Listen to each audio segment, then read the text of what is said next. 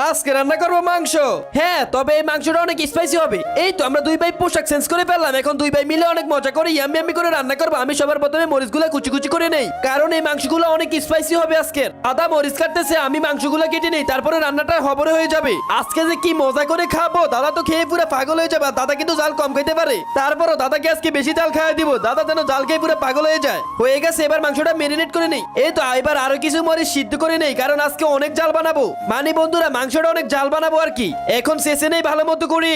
এই তো দাদা জাল বানাইতেছে আর আমি মাংসটা রান্না করে ফেলি তাড়াতাড়ি। আজকে দুই ভাই মিলে রান্না করবো, তো সেই স্বাদ হবে রে। বন্ধুরা দেখো দেখো, মাংসের কালারটা কত সুন্দর হয়েছে। আজকে যে কি মজা করে দুই ভাই খাবো। এই তো রান্না হয়ে গেছে, এখন বাইকে নিয়ে খাবো। তার আগে তুমিও যদি চাও তোমার মা তোমার সাথে সারা জীবন থাকুক, তাহলে ভিডিওতে লাইক করে চ্যানেলটি সাবস্ক্রাইব করে দিবে। তারাই শুধু লাইক সাবস্ক্রাইব করবে যারা মাকে মন থেকে ভালোবাসে। ভাই কই রে তুই, তাড়াতাড়ি চলে আয়, রান্না হয়ে গেছে রে। হ্যাঁ ভাই, রাখ রাখ, এখানে রাখ। এখন দুই ভাই মিললে অনেক মজা করে খাবো। তাড়াতাড়ি আমি খাই। আরে ইয়ামি, এটা তো সেটা ইয়ামি। ও দাদা, আমিও খাই জাল দিয়া। ওয়াও দাদা, জাল দিয়া খাইতে তো সেই লাগে রে। আরে ইয়ামি, এটা তো সেই লাগতেছে।